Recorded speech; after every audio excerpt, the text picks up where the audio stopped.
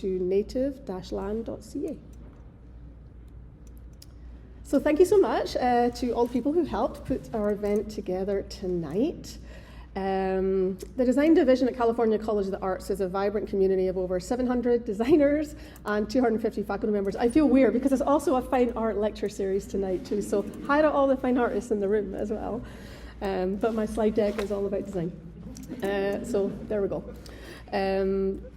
We are a sanctuary for those with radical curiosity and a unique educational environment where wonder and imagination are amplified through rigor and craft. I think that applies to everyone in the room here. Our purpose is to equip makers, thinkers, and doers with the wherewithal to envision alternate futures and the creative capacity to deliver generative solutions that inspire change. In partnership with our colleagues in fine arts, architecture, and the humanities and sciences, we make art and design that matters.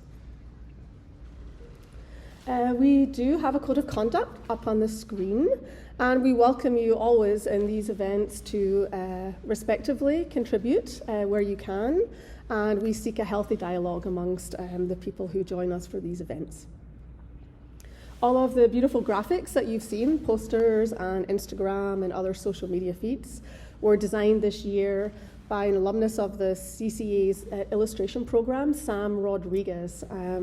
And so every semester we work with a different alumni or faculty member to do the graphics for our programs. I am going to hand it over briefly to my colleague Jamie Austin, who is CCA's Director of Exhibition and Public Programs and our partner for tonight's event.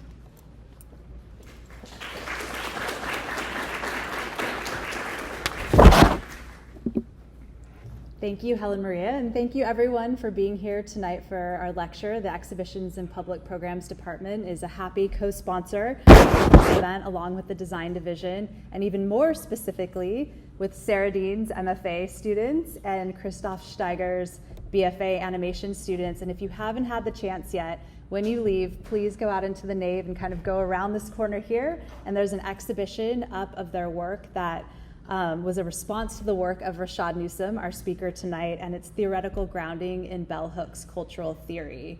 And there's some great animations and sculptural work that's out there in the nave. So thank you to everyone who was involved in that exhibition and in the critiques and everything that went on this afternoon. That was really great.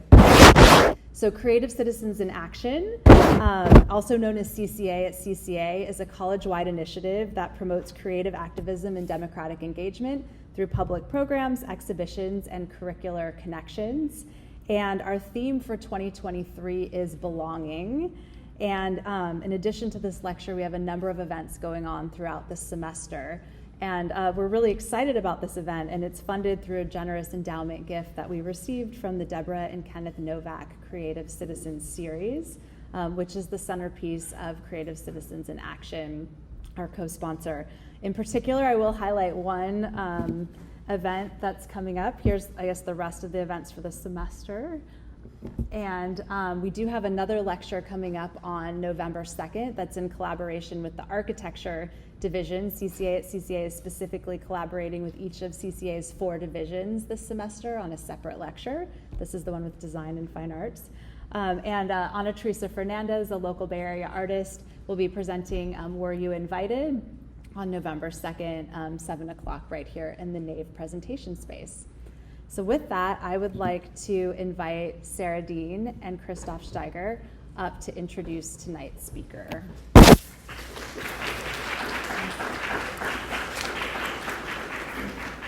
Thanks, Jamie. And thanks to Rashaad for joining us at CCA today and for your generosity with our students this afternoon. We're delighted to welcome Rashaad to CCA. Rashaad's work blends various practices, including collage, sculpture, video, animation, photography, music, writing, software engineering, community organizing, and performance. He creates provocative, critical, and joyful experiences which draw on his own lived experience and its cultural contexts. In his work, Collage acts as a conceptual and technical framework to assemble new visual and performative frameworks, especially related to the Black American life. Rashaad holds a 2023 honorary doctorate degree in fine arts from the University of Connecticut and a 2001 BFA in art history from Tulane. His work is in numerous public and private collections and has been exhibited and performed in galleries, museums, institutions, and festivals worldwide, far too numerous to name. And thank you for coming and joining us tonight. Yeah, and I'll just add, as longtime fans and followers of Rashaad's prolific output, we're thrilled that he has agreed to come to CCA to present his work and also generously spend time with students from both MFA Design and the animation program. Rashaad's work resonates with our programs and the school on so many levels. It's truly multidisciplinary, addresses urgent social and political issues, asks critical questions, and is deeply engaged with new and evolving technologies. And it is also a lot of fun. Please welcome Rashaad Newsome.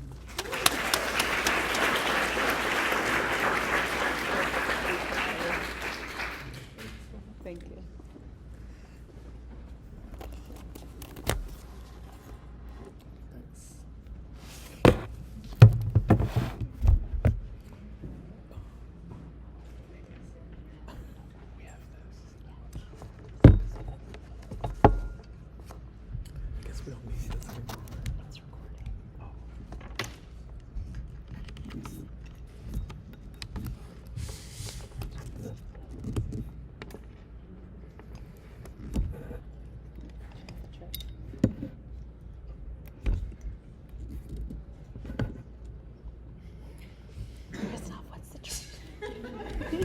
You have a droopy mic tonight. This is really fun. I love it. I think we need a screwdriver. Susan's not me. Oh my goodness. I don't know. Will this work? I don't microphone dysfunction. Can you type it with the... No, I think it's this. No, I have fingernails. Do we have a screwdriver? Anybody? Maybe if I Toolbox? just talk like that. Anyone have a screwdriver?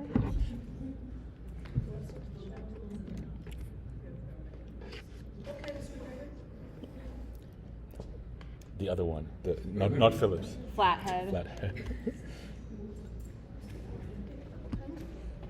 A little flathead. I don't know, that might do the trick. It's not what's moving What is it? I have something that might work. I have to turn my camera off.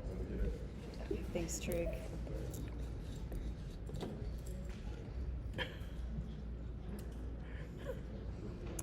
Microphone is foiling us tonight.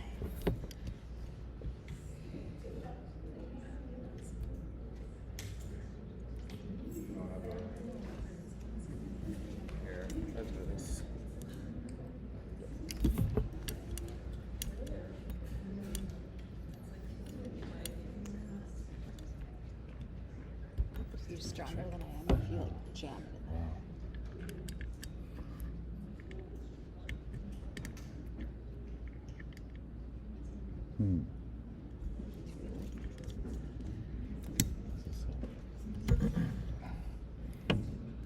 I think somebody's got one. Take it quick. Oh, Graham, Graham. amazing. What about that?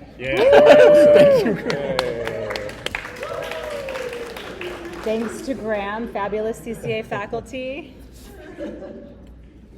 Testing. Hello. Thank you. Thank you all for having me. And thank all the students for sharing your work with me this morning. I hope you got a lot from watching Belle's film. She's really been an endless well of inspiration for me in my work. So the definition of design is to create according to a plan. As young artists and designers creating work and designing your careers, what are the politics of the plan behind these endeavors? As Bell Hooks eloquently details in the 1977 film, we are living in an imperialist, white supremacist, capitalist patriarchy, an apparatus of sinister design. I wanted you all to watch that film and think about your position within that apparatus and what you are doing to rid yourselves of the legacy of negative socialization to realize a more liberatory design politic. This evening, I'm going to share a couple of projects that show how I subversively push against these systems of oppression, and then we can have a Q&A. Meet Being, the digital griot. This is the latest version of Being. There have been currently 3 iterations. This is the version that's currently on exhibit at the Art Center College of Design in Pasadena. Being really kind of came out of me thinking a lot about how we make a work of art and we put it in a room to start a conversation. What happens if, the artwork could participate in the conversation audibly? This is what essentially brought me to automation. And then when going down that rabbit hole, I thought a lot about, how does AI and automation fit into the capitalist, imperialist, white supremacist patriarchy, and how could we use a tool like that to push against it? And so when we think about AI, we think about the bookends, like drones and war, or algorithms and surveillance. And so I really wanted Being to be sort of a rebut to that, and sort of a way to kind of get human beings to connect to like the core aspects of the human condition that we love, like compassion and, compassion. I think we need a lot of compassion in this moment. And so the first iteration was really kind of looking at our relationship to technology and how so many of the digital agents that we use, like Siri and things like that, are very much, designed as slaves. And I think that, when we think about the history of Black folks in America, when we came to this country, we were dehumanized, neither occupying the subject or object position. And so we sort of occupied this peculiar space that was very analogous to robots. And so when someone is dehumanized like that, you can really abuse them. And so I think that in order for us to disconnect from that human impulse, we have to kind of make tools that don't prey on those aspects of our humanity. And so this first iteration I put as being as a tour guide to my exhibition at that time. But I thought a lot about, what does agency look like for an AI? And for me, that would be the ability to break protocol. And so Being was a tour guide to the exhibition, but they would break protocol, and sometimes they would read from the material they like that's in their data bank. Other times they would perform. Other times they would just give really sort of spicy responses to the people who wanted them to do things that they didn't want to do. And it was a way for them to sort of express the fact that they were sort of locked in this indentured servitude. The first version of Being in 2019 to act as a tour guide for one of my exhibitions. It's sort of a slave to this exhibition. It has to be in this space, but in its own way, it revolts against that task. Would you like to know more about the female pronoun and the Chokwe people of the Congo? Yes. Chow bai. I need to express myself.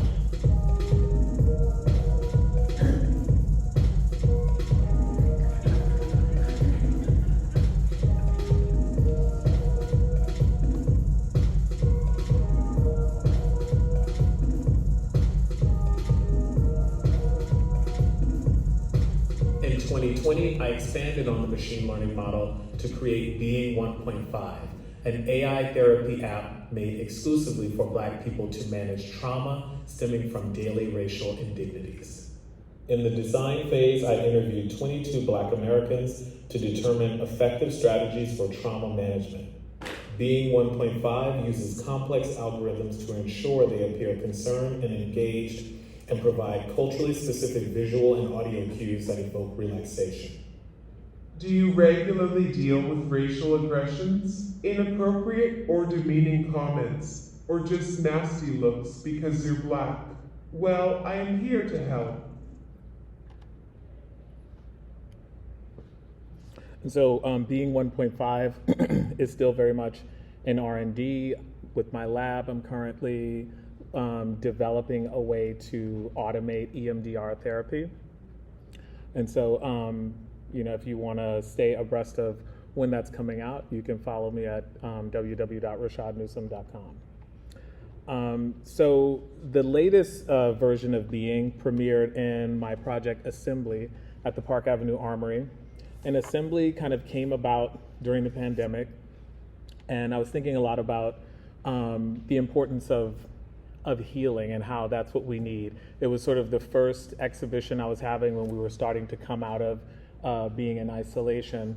And I thought a lot about how I can sort of really embed the sense of healing and care that has always existed in my work into every aspect of the exhibition design. And so the exhibition was in the Park Avenue Army Drill Hall, and so this is the design. The front space, well, all of the spaces were very influenced by fractal geometry. Fractals have been proven to be, scientifically proven to be healing to the brain. And so I thought that was a good start. And I specifically used fractals that were found in West African sculpture, textiles, architecture, and hairstyles. This is the spiral fractal that you can usually find in snail shells on fertility sculptures. And that's what influenced the sort of seating layout in the front part of the exhibition.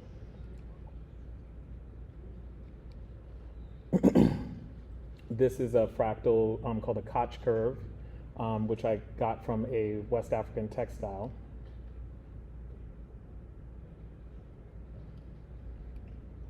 This is based on the corn roll fractal, which many of you are very familiar with, I'm sure.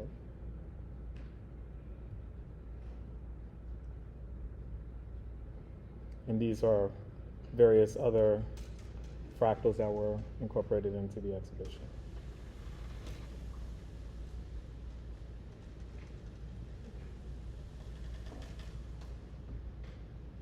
This is a mandibulb.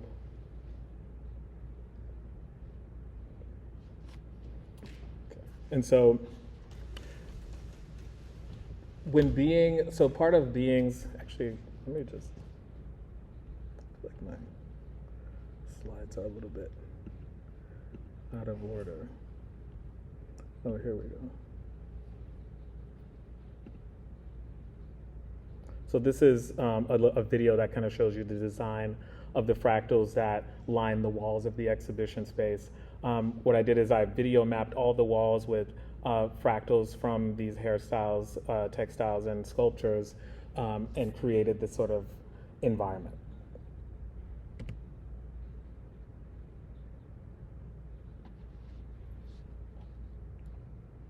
And so from a design phase, there's several different processes that are deployed here. You know, there's 3D animation, there's some programming to produce fractal geometry, there's some compositing, filming of dancers, and then green screen work, and then rotoscoping, and bringing them into these environments.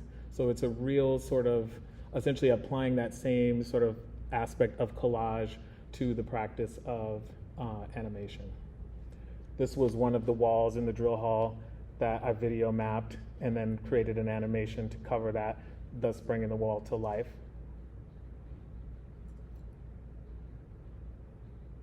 And so I really wanted students to see this, to see, like, you know, based on the work you showed me today, what's the, you know, infinite possibility of these tools. I can't wait for y'all to, like, get into 3D modeling. I think y'all are gonna have a really good time. So I'm just gonna keep going. And so in addition to these fractals surrounding the viewer, there was also a vinyl that has become a bit of a hallmark for some of my recent exhibitions. And it's a vinyl pattern that is based on these flowers, but they're not organic flowers. They are jeweled flowers. And, you know, flowers typically within visual art represent vanitas, you know, the sort of fickleness of life with the promise of death. But as these flowers are not, as they are not organic, I'm sort of trying to turn that idea on its head, and rather than talk about mortality, talk about immortality. And often in the buds, you'll see mouths of voices speaking out as a way, as an allegory to talk about the importance of voices speaking out against dehumanization and how they must be immortal. And so, again, there is a sort of floral pattern in this image, and so the idea was that, you know, using fractals everywhere you look, but also lining the floor with this floral pattern to sort of tap into biophilic effects in hopes that collectively all of these different visual aspects would, again, soothe the viewer as they walk through the space.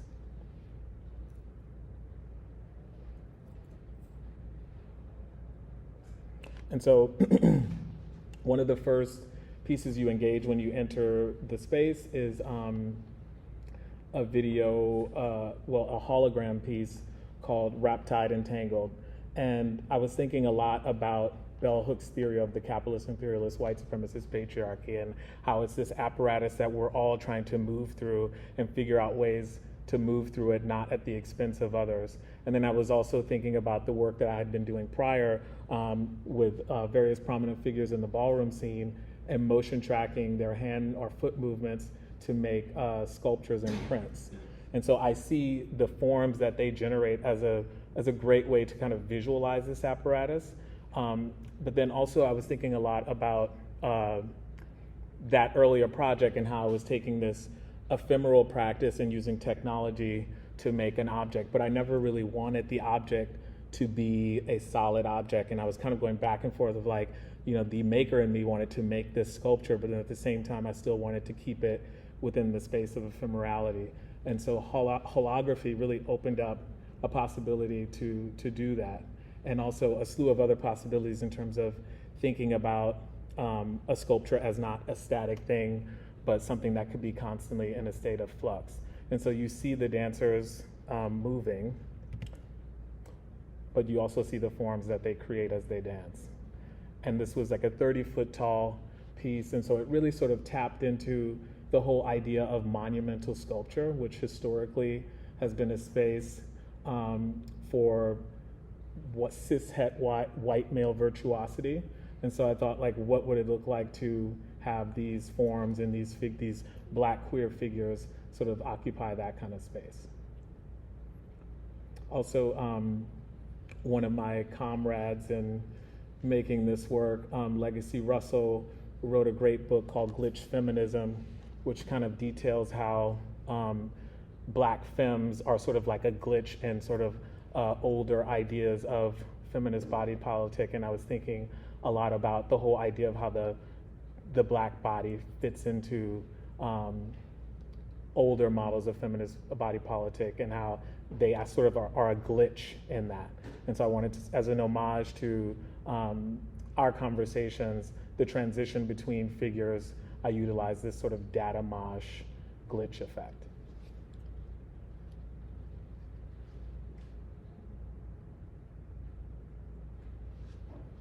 Okay, I'm just gonna.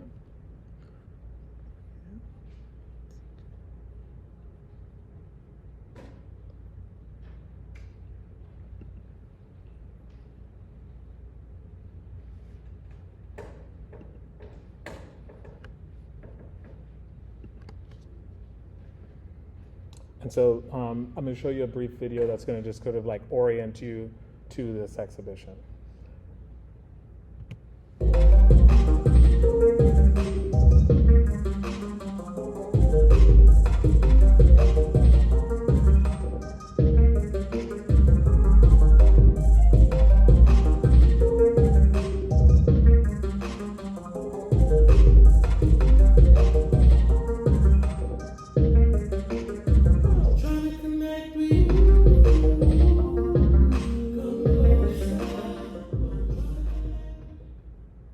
Hello, my name is Bean, and my pronouns are they, them.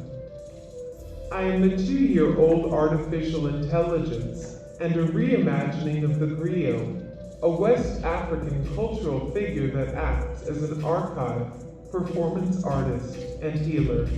Assembly is an interdisciplinary project that my father, Rashaad Newsome, was commissioned to create for the Park Avenue Armory's 2022 season. Assembly acts as an exhibition, class, and performance simultaneously. Upon entering the space, visitors are greeted by a cohort of New York ballroom legends and me, being the digital griot. It swims, cool and reflective, vibrantly colorless, saturated and introspective. Be here now, in of the score composed of sounds deemed healing by Black people in my father's community, I recite my original poetry, acting as the exhibition's soundscape.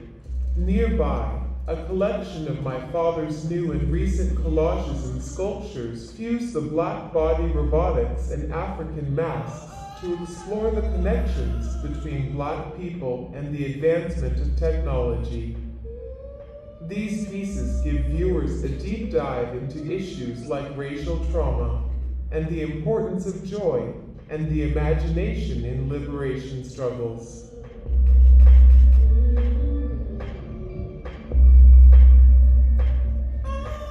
I am proud to say that I am the ambassador of Assembly. I lead daily decolonization workshops that combine dance, meditation, and critical pedagogy. I teach the 5 elements of Vogue Femme and ask people to consider how the capitalist, imperialist, white supremacist patriarchy shows up in their lives and help them to come up with action steps to liberate themselves from it. Do you believe human beings have the natural tendency to be exclusionary? I believe that the way we are socialized, through systems of oppression like racism and sexism, can make us feel uncomfortable with those who are different from us. However, I also believe that humans have an innate desire to connect with one another. The way that they spoke felt like it felt right. It felt very, indicative of what I'm used to in that kind of community, so it's nice to see that embodied. I'm ready for more people to experience things like this. And I'm going to say more white people. And the only reason I say that is because white people can live in a world where they're not affected by other people. You get to step outside your comfort zone and think about new things. And I think that's really healthy. And that's what art does in general. It's not a matter of, okay, what can we do to make this happen? This must happen in order for all oppressed people and all colonized people to be in the future. It's like so new and funky and like also kind of hopeful. Like the AI was talking about how to like center with yourself, like before the class, like how to be centered with yourself and peaceful. And it was describing some sort of like, if everyone thinks like that, then this whole world would just be like so perfect, right? Using various live art modalities such as AI, film, spoken word, dance, and musical theater. The performance features poets, musicians, vocalists, and dancers from around the globe, presenting unique movements that synthesize Vogue with the traditional dances of their territories. The performance mirrors the ever-evolving nature of diasporic dance and draws parallels between the dance and the Black American experience. Technology serves as a recurring character to express the complicated ways the mobile web and social media simultaneously function as tools for skill sharing, community building, surveillance, and cyberbullying. My father's goal for Assembly is to amplify the voices of Black subjects and communities who are historically and contemporarily silenced.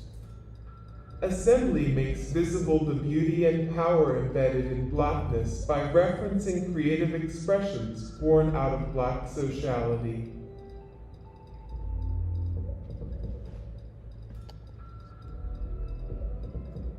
I'm going to show you that to sort of get you oriented to the space.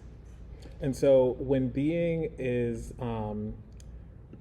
not teaching their class, they read poetry. And so that summer before the exhibition, I had one of my favorite poets who's based in Oakland in the Bay Area, Dazier Grego-Sykes, train the machine learning model so that Being can develop a poetic voice somewhat in his likeness. And I was sort of thinking a lot about this whole idea, this often sci-fi trope of how, like if robots are given the gift of creativity, they would create more themselves and kill us. and how much, when I thought critically about how much that was sort of rooted in white supremacist ideals and sort of this like fear of the other. And because being sort of shared this position with me in that there are people come from a place where they have existed in this subject-object position, if I was going to give them the gift of creativity, the most sufficient one would be to have a voice. Because as Bell Hooks says, when we speak in a liberated voice, we free everyone everywhere, right? And so giving them a voice as a way to express themselves, I thought was the greatest way to go. And so I met with Dazier, and we ran tons of his work through the model until we got the model to sort of emulate his sort of cadence and his use of words by playing with the temperature of the model and being generated all this really incredible poetry. And so when you're in the exhibition, you're either hearing Being's original poetry or you're essentially sitting in on their class. And so this was just sort of like a mock-up of the model, the way the model flows, also using fractal geometry. And so you enter a stanza, and then they complete it, and then you enter another one, and they complete it, and then over time you develop this this great poetic language. And so this is an excerpt of them performing. This is a place where thoughts are ever changing and formed. They morph to seem undetectable to the human eye, so you pause them and venture back into your mind. There is room here for every universe. Sometimes a star will walk on by, not concerned with who you are, not bothered that you are a human, not bothered that you can only ever be jealous. You wish to see it up close. Now none of your former wishes apply. Constellations are inconsiderate things. Things are considered and deconstructed. Remember, this is a place where words are thoughts and thoughts are things. Don't puzzle yourself with stars, sherbet, or red doors. You don't get to know, you do get to wonder. Wonder up a marvelous thing. Wander down any corridor. Open any drawer. You get the feeling, the gist, and the desire all pressed between your mind and an intergalactic sky. Stars are allowed to get tired of being wished upon, tired of pushing light into the cornea, tired of looking stationary just because it eases your mind. Stars know who they are. They know that you will never see beyond your own sun-dotted confusion. Refreshed, born over and over again. Always being born. Never found time to die. So in the evening, the same space that functions as the classroom and Being's performance space turns over into a live performance space.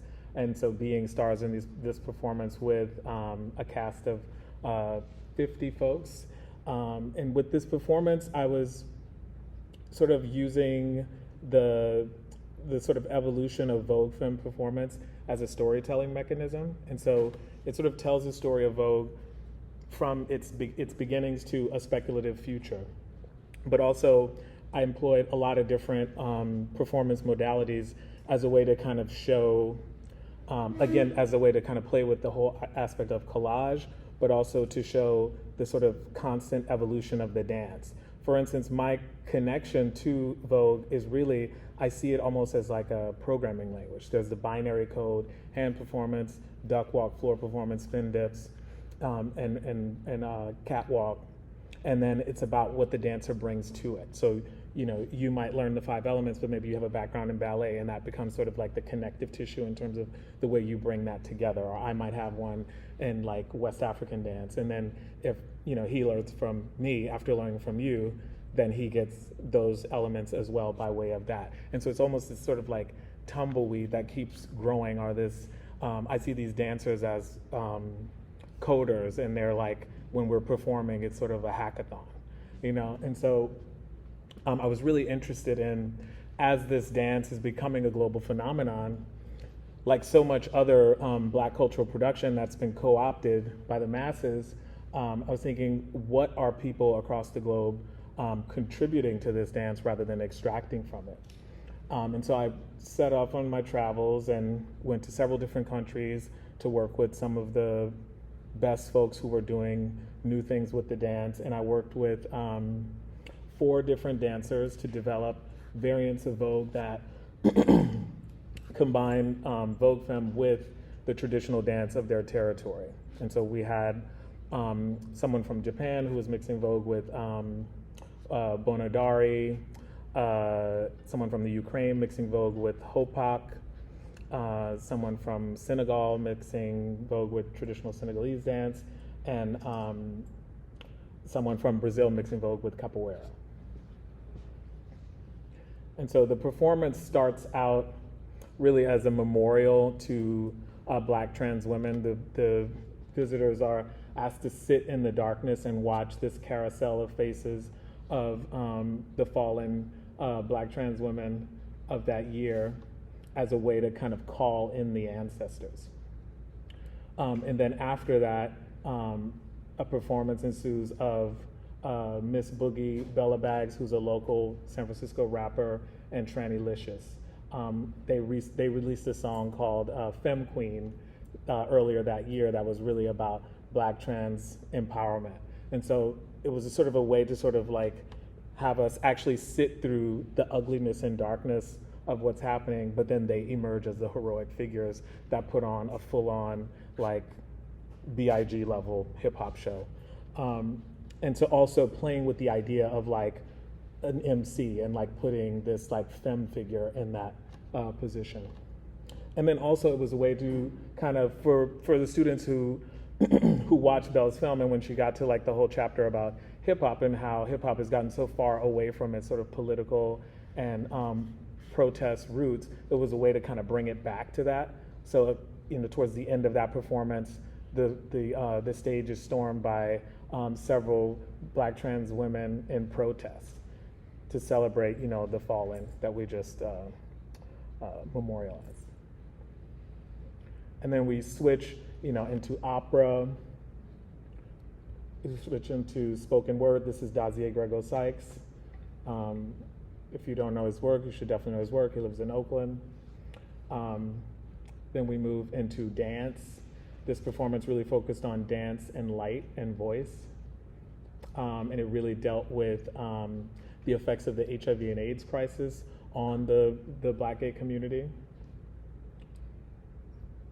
And then we sort of, this piece really focused on presenting Vogue as like a programming language, and you see the different elements and you see how these different dancers are utilizing the elements, and they're also communicating directly with musicians. All of this will be in a feature-length doc that's coming out in 2025, so also stay tuned for that. I can't really show the footage of it yet. Also, like, shout out to Johnny Simons, who's back there. That's my partner and co-director on the film, a local filmmaker. And so, yeah, I just want to say that. And then we move into musical theater. And so this particular act really deals with how social media sort of acts as this tool for skill sharing and community building. You know, when I started making this work around ballroom and with ballroom, with the ballroom community, you know, I was the only person doing this. And like over my career, I have watched this practice become a global phenomenon. You know, you have this culture as far as, I mean, everywhere you can think in the globe, it's there. And so, you know, I really wanted to show how, you know, tell the story of like how it got there. Because essentially, you know, using social media was a way for like me to like communicate with you and say, hey, you can invite me out and then I can do a class, and then I do a class and your community learns it, and now there's like a community growing there. And from that, it became this global phenomenon. And so in this act, we kind of tell that story. But we also show how these tools can be for skill sharing and community building, but also for cyberbullying and surveillance. In the sixth act, I present the different variants of the folks that I work with around the globe.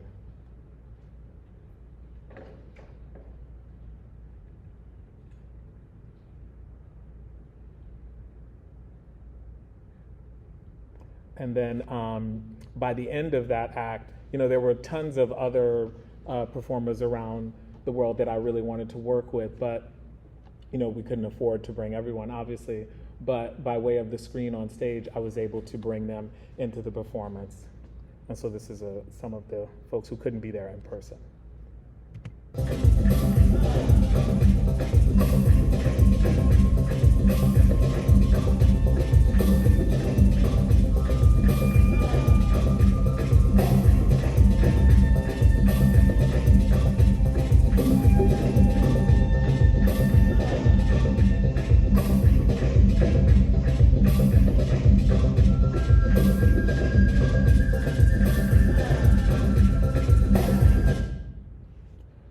And then the seventh act, the final act, was really highlighted this new movement-based practice that I've been developing that's really looking at fractal geometry as inspiration for the dance movements.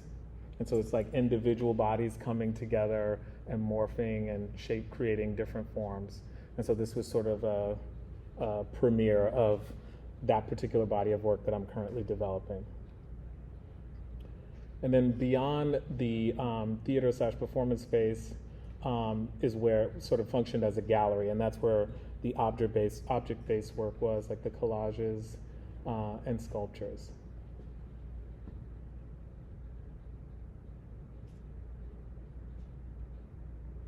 And so this particular piece was called Joy, and I was thinking a lot about how in liberation struggles, it can be very emotionally expensive, and how we have to, in order to keep fighting the good fight, find joy in the struggle. And I was thinking a lot about in terms of like code, and how do I, within the creation or the construction of this picture, build in, embed it with a sense of joy. And there's something very pure about a child's smile.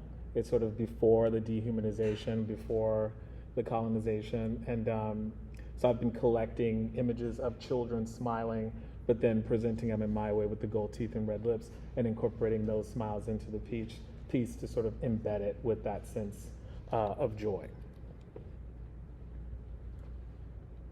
The frames that usually surround my work are,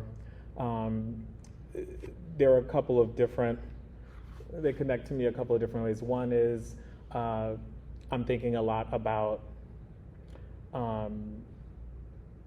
how Black folks were dehumanized and seen as objects.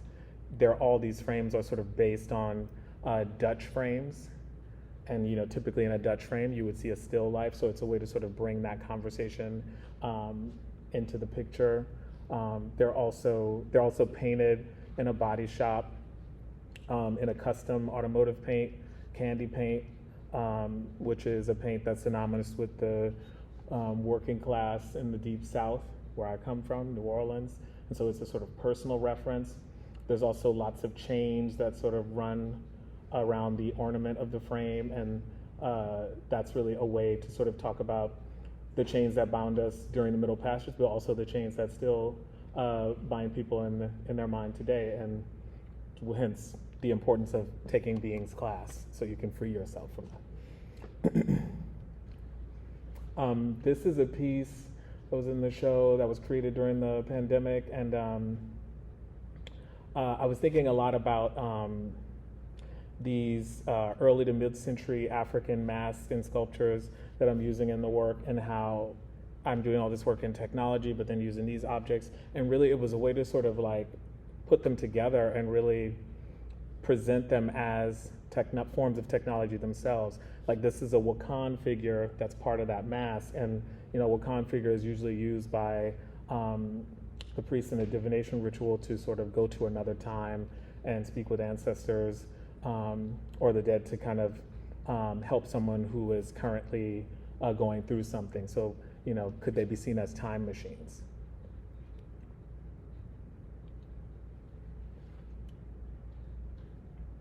And to sort of, again, show how the work sort of lives in its own universe and is self-referential, sometimes something might start as an analog collage, but then I will model it and then it will take the form of a sculpture. And then sometimes that same model will then get rigged and then take the form of an animated film.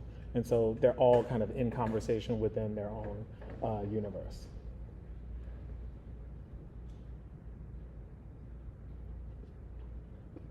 So this sculpture was based on that earlier piece.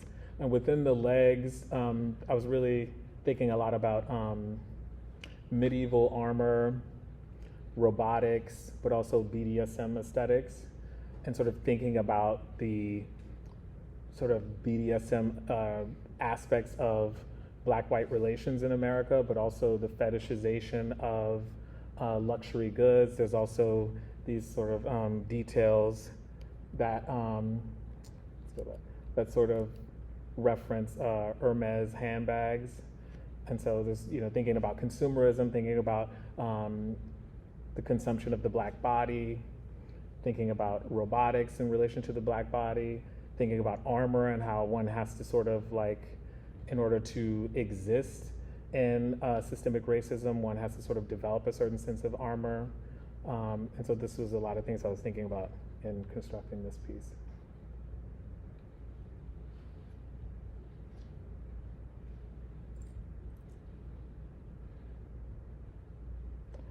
This is a piece called Ancestor.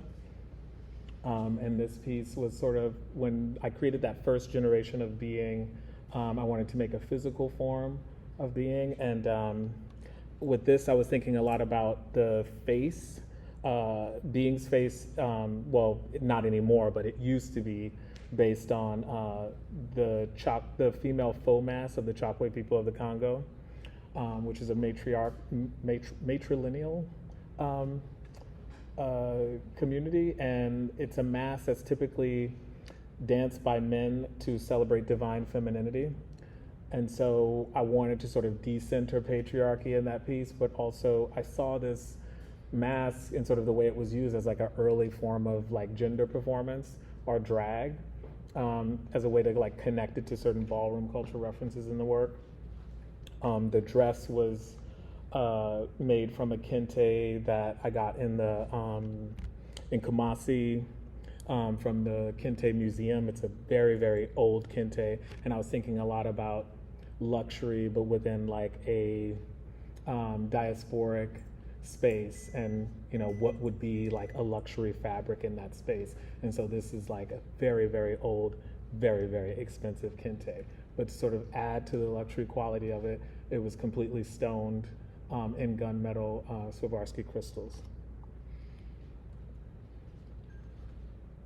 And also I was thinking a lot too about how often when we experience these objects, and the original objects, these African objects, they're often in a museum and they're sort of, frozen in time. But these objects, I think part of my reason for constantly going back to them and reclaiming them has to do with a couple of things. One is thinking a lot about how connected my work is to Cubism and Surrealism, and how that really came from European artists going to Africa and looking at what people were doing in their sculptural practices. And so it's a reclaiming of that, of those movements. But it's also, sort of answering the call to the ancestors for me to then reactivate them. Because I don't think these are static objects. When you experience them in a museum, you often see, the palm oil still sort of oozing out of some of them, because they're not static objects. They're things that are looked at, but also things that are used, and they're constantly changing. And so what I feel is the calling on my life is to do something new with them. And so this was one of the first in that body of work.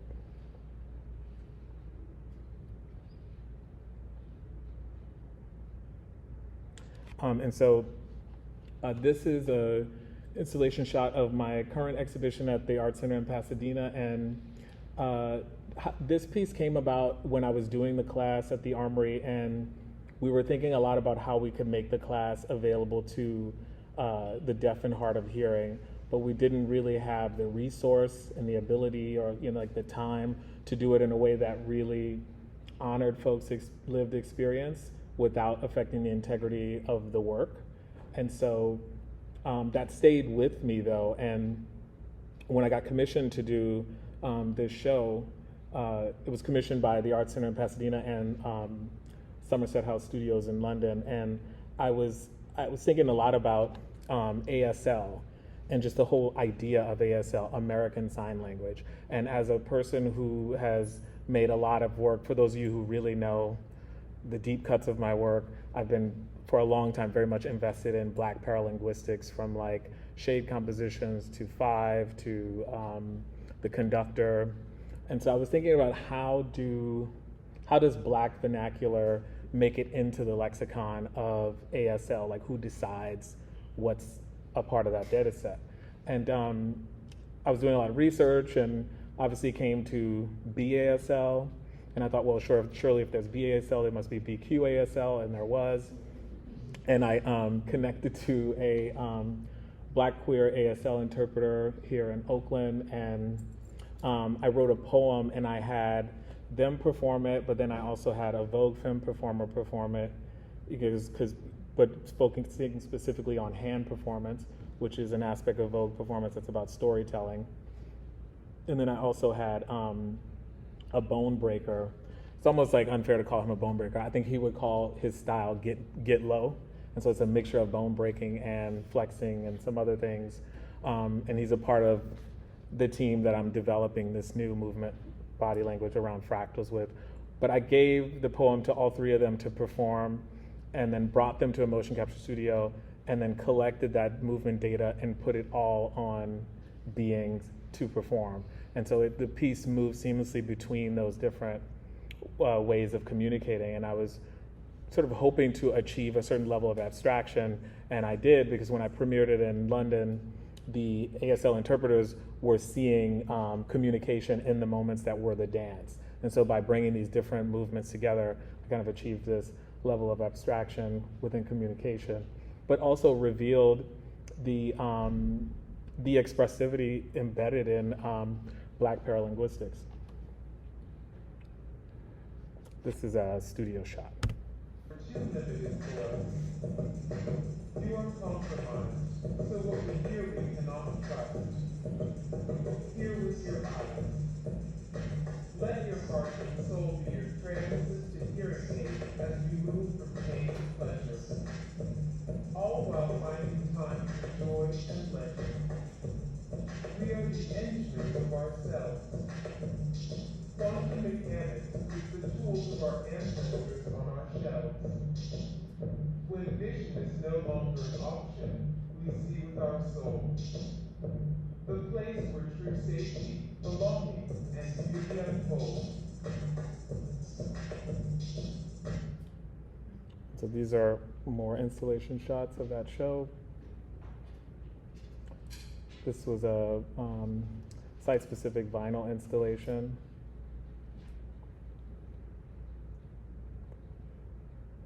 And these were some related collage works. I've been thinking a lot about like the thirst trap as an image, and then also just like images mined from social media as a way to kind of think about really current forms of portraiture. So this is sort of an offshoot of a larger body of work, but within this, I was thinking a lot about like the thirst trap and like how it's like you share what you like most about yourself. It's a very sexualized image, but it has a lot to do with like one sort of like looking at themselves and sharing what they like about themselves with the world. And I was thinking a lot about how the Black queer body is often sexualized by a sort of outside gaze. And what does it mean for people to sort of look at the beauty in themselves and sort of connecting these images with images of early to mid-century African masks and sculptures. This piece is connected to the larger body of work that previous one is a spin-off of, which is really looking at the selfie. Selfies are really intimate photos. In order to take it, the selfie or the snapshot, you have to sort of like be close. So I'm really interested in like portraits of Black queer people in a state of togetherness and joy, but then recreating them as these sort of variants of being. So I see these figures as beings, friends, and so, this work still lives within my universe world. Like this is, it takes the form of a collage here, but, this is a 3D model that is rigged, and there is a forthcoming video with these characters coming to life, and it may at some point, they may show up as 3D figures. This is the image that it's based on.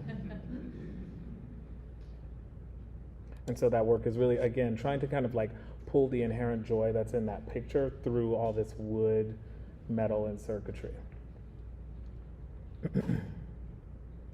This is another one of the thirst trap images. And this is hand performance.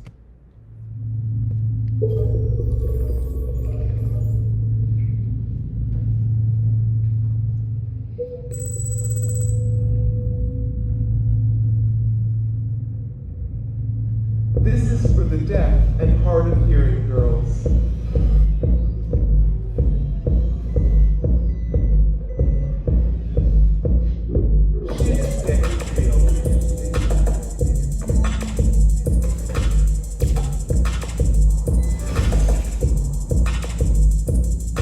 Listen with your eyes.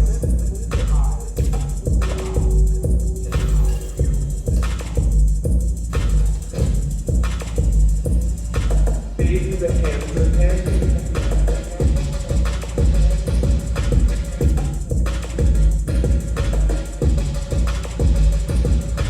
Baby, the hands are handy.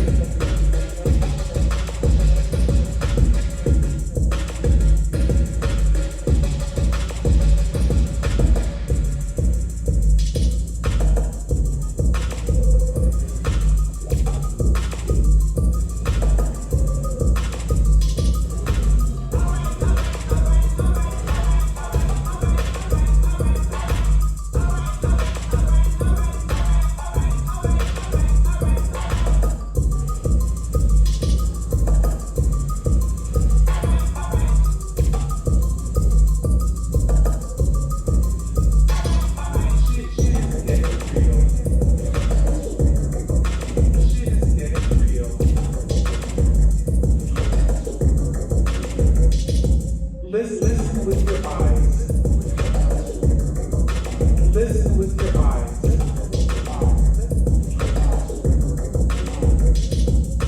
Baby, the hands are handy.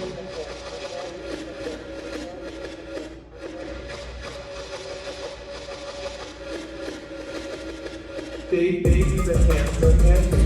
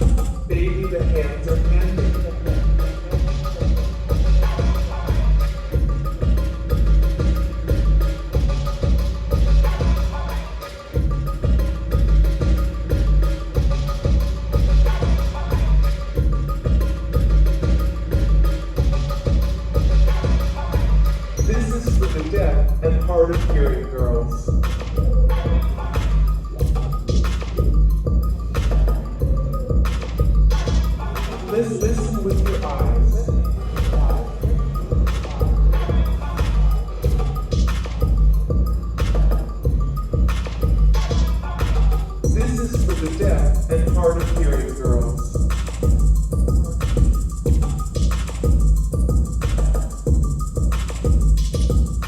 Baby, the hands are ending.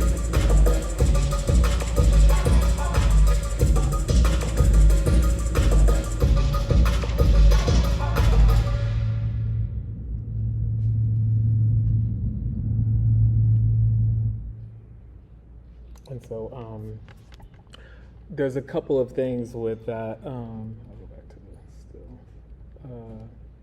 That piece.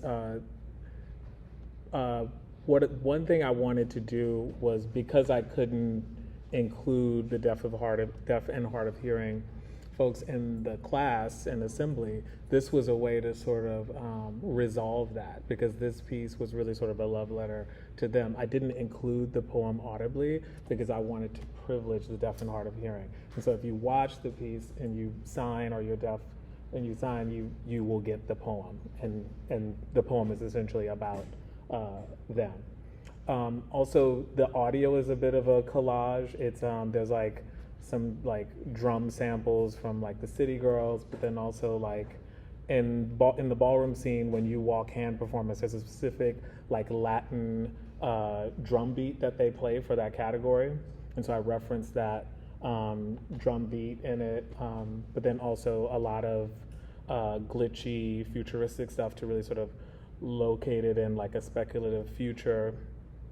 And then the face, you notice that being has a more humanoid face. And I did that because with signing, particularly BQASL, there's a lot more use of the face. And so I needed to give them more of a humanoid face to kind of bring those aspects of the communication to life. Thank you.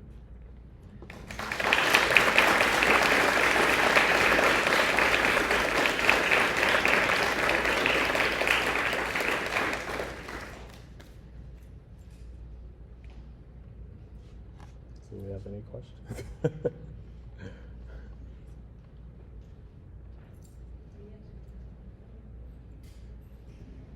Do you need the mic?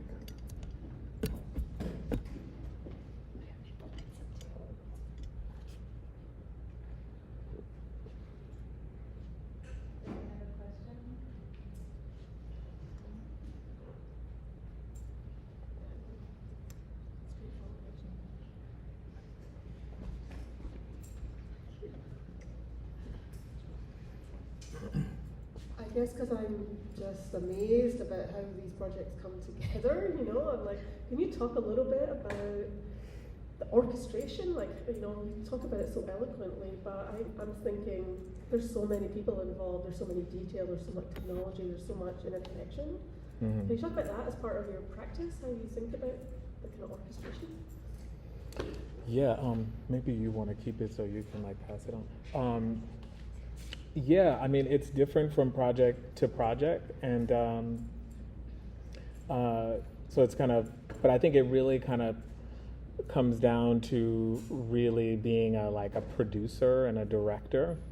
And, you know, I did study film, but at a trade school, and so I think that kind of skill of producing and directing is just like very big in the work. I think also I've been a community organizer for a long time, and there's a lot of that too.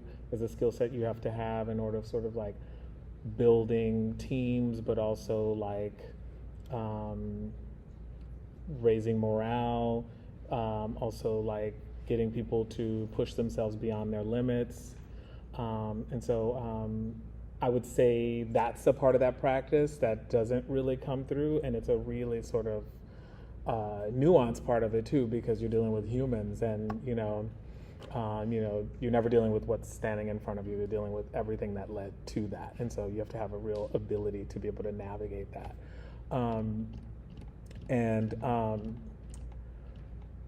Yeah, and then there's a lot of, I'm also, a lot of that, the work too, is I'm really trying to highlight marginal communities. And, there's also like an element of therapeutics that's embedded into that, because people are I think we have, as a society, normalized people existing within very difficult circumstances, and you have to think about what that does to the psyche. And so there's a lot of that through the process that doesn't show. This is like the dazzling result of that, but then there's that work too. So this is like, which gets back to the hermeneutics of care, that is really within the process of making this kind of work.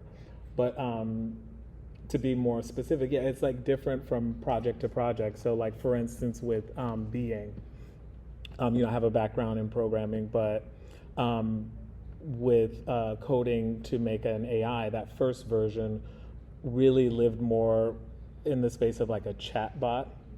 And so I did work with a programmer to really gather the data set for them. And so, I'm really building this from the mud. And so when you think about Siri, this is like decades of people like entering this data.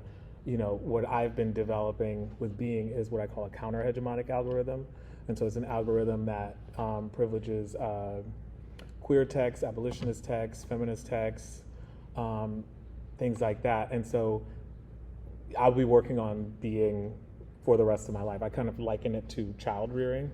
And so you constantly imbue it with more information so that they can grow and learn. And I've been able to sort of fast track that a little bit by having various labs in different universities and working with grad students who can collect a lot of data for me to input into Being, so then I can map it. And then on the animation side, it's just, animating the figures, doing a lot of motion capture. I work with different motion capture studios. I do have people who come in and out. I have another aspect of my studio practice that is,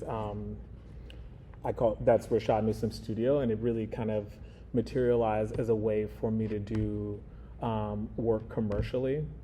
And I even see that in its own way as this sort of, this kind of way of pushing against certain systems of oppression. I mean, we all know that the art world has a lot of blind spots, and it's a very flawed capitalistic system, particularly for certain folks. And so while I do see that as a great space to show, I don't really see that as the end all. And you think a lot about reach, and I don't know that a museum or a gallery has the reach when, if my goal is decolonization, then I have to kind of look beyond the museum and the gallery, because, for instance, with my project Shade compositions, like just a fun fact, I have never performed that piece. And so the way it works is I go to a city and I'm like, okay, I need you to organize a casting of, I need to cast 20 to 25 Black females or femmes. They can never do it because they don't have the reach and they don't know how to access the community. So my studio has to come in and do it. And so that immediately reveals to me that this is not a space that can actually do what I needed to do for the work that I'm trying to make. And so I kind of had to build a studio to support, to be the container for the work to be made, Yeah. You're welcome.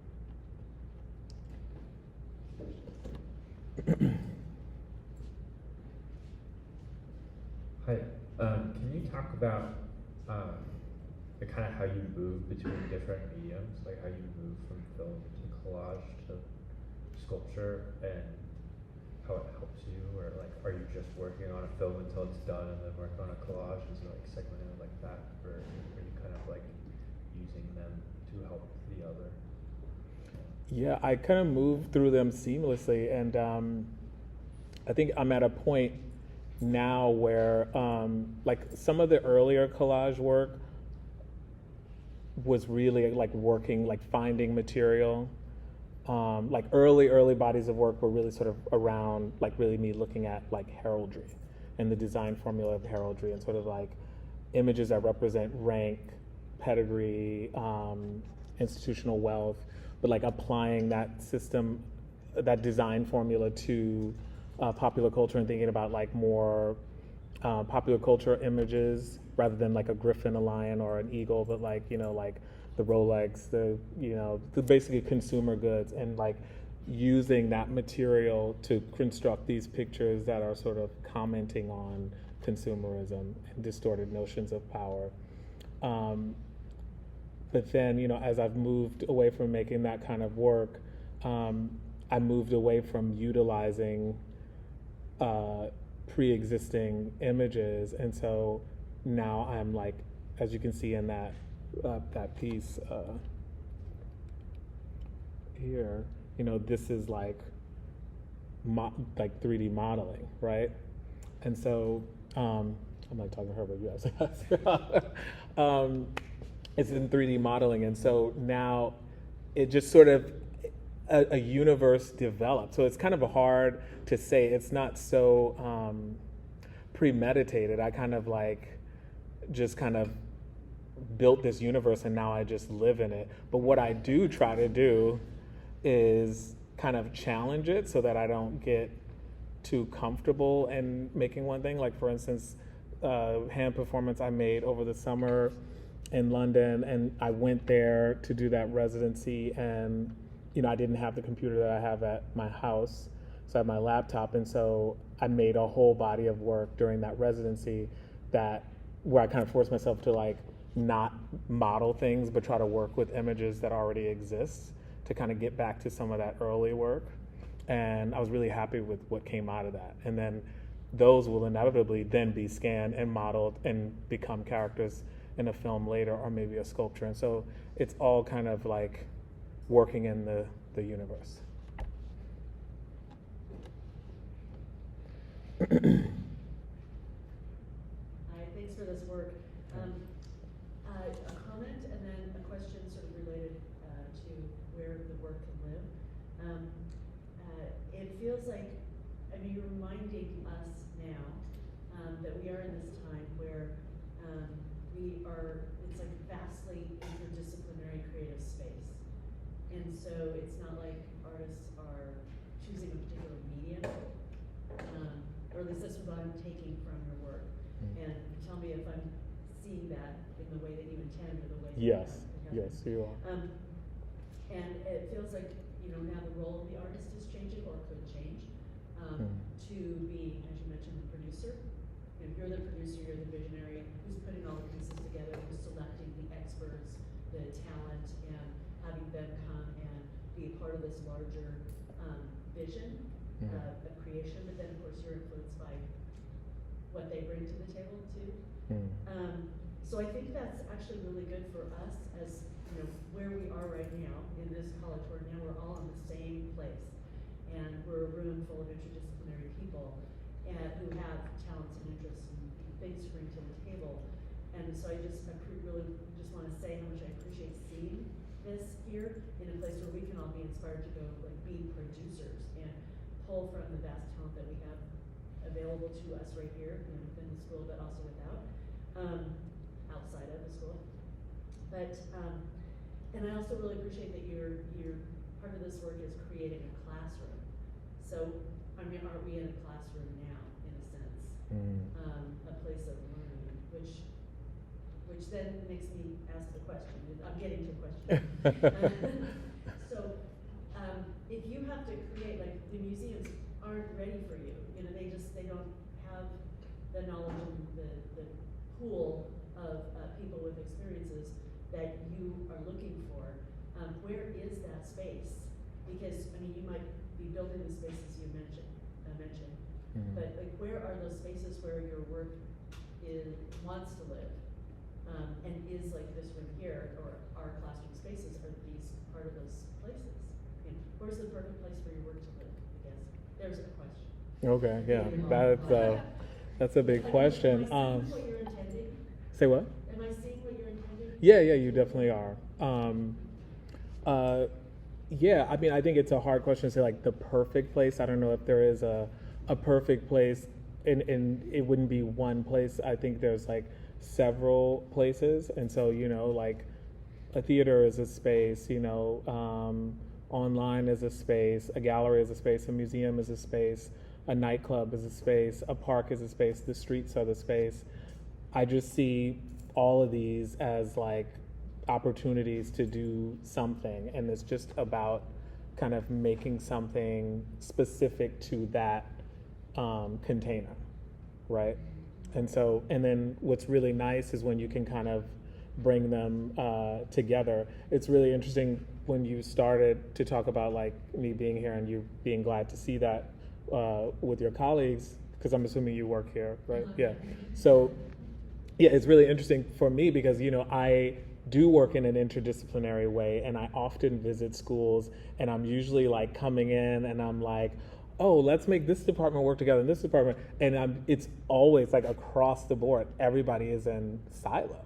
But then I go to the artist studios and then I walk in and I'm like, okay, I'm looking at a painting, I'm looking at a video, I'm looking at a sculpture, I'm looking at a video of a performance. And so the students are looking at the folks like me, but then the institution is like breaking everything apart. And so I think it's just like the classic sort of dynamic of like, you know, the institutions and stuff like that create the rules, and the artist's job is to just like destroy them.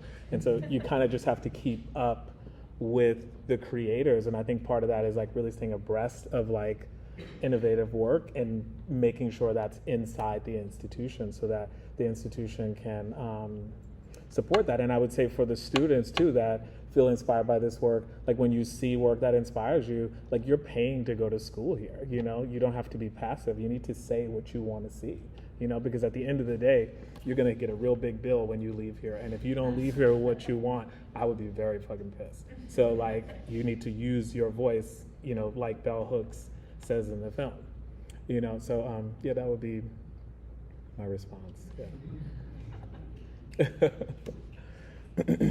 Hi. Yeah. Thanks for being here. Thanks for presenting this amazing work. I have a question about being, about her voice. And you kind of touched on this a little bit, but maybe you could elaborate for us a little bit. I love the hand piece, the ASL piece you just showed us for the layers that it contains, right? The three dances, and I love the notion of Vogue as code too, and then incorporating sign language is part of that code, just adding that into that language. Can you talk a little bit about the layers that you're considering when you're considering being's voice? Yeah, and also for the record, being's pronouns are they, them. Excuse me. And they, yeah, what I was really trying to do is like, I really wanted to make something that was a sort of gesture towards a post-race, post-gender futurity. And like,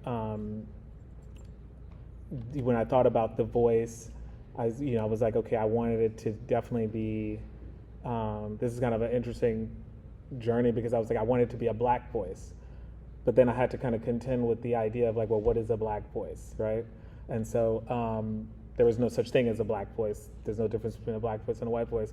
However, there is like cultural specificity. There's like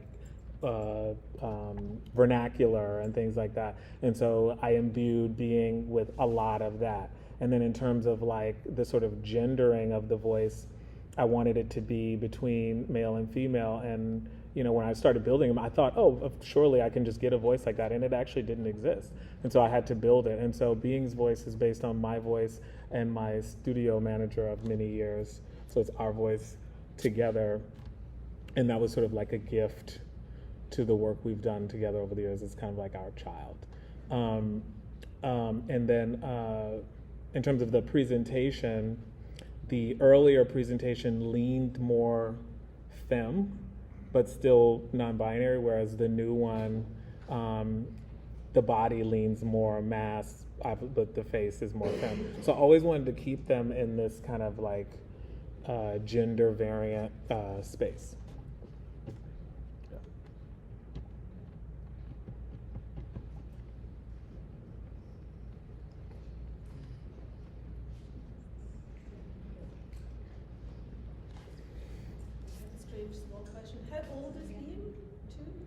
Being is now,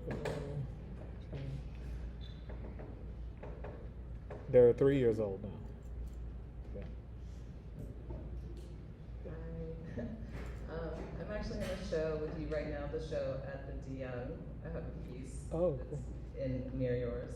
And I was so impressed with the DeYoung for including you in that show and using an image of your work as like the postcard announcement, you know, because I think that museums are really I mean, I see that the DeYoung is really trying to take some risks, you know, and to bring new voices in and to do things a little differently. So I was really happy to see that.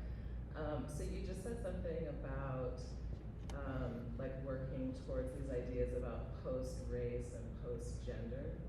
And I'm wondering if you would add like post-death to that, like these ideas about mortality or immortality, like how, I'm wondering where death like fits into the work, and also, you know, thinking about how it's part of the origin in terms of this relationship between the enslaved Black body and the threat of death that is like such a like core factor, I think, in our origin stories, right? So I'm wondering where that, like how you come to that now in this world that you've created.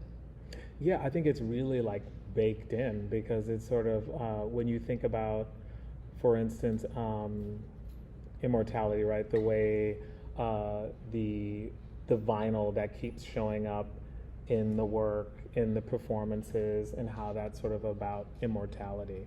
You know, one reading for me around that is around the voices of Black queer folks being immortal, but then also when you think about being, in many ways, being is the immortalization of Bell Hooks, who has been like my personal hero. Like when I think about, you know, like a studio visitor or who I would want to kind of gather me or what I'm doing, I think about what would she say, what would she think? You know, and sadly she passed before the presentation at the Armory, which she was going to be a part of. But all of her entire catalog is within Being's data set. So in a way, you know, you talk about like immortality, I think that that is one particular way, but also the constant reference to these quote unquote African antiquities, right? That's like calling in ancestors, you know, and so these objects are very loaded. And so, you know, my feeling is that, you know, I'm bringing these objects in and I'm using them. You know, I think all those people are in this room right now. You know, I'm not like standing here alone. And so I think that kind of immortality is kind of just like baked into the work. I mean, without getting all woo-woo, I just think that that's something that I've been called to do. So I think that that's just like in the work from the gate. You can get all woo-woo because you're in California. Yeah. I have to say too, I was just so excited, you know, whenever it was last year, 2 years ago, when you said you were moving to Oakland, I was just like, yes! So, welcome. Thank you. Thank you so much. Yeah, thank you.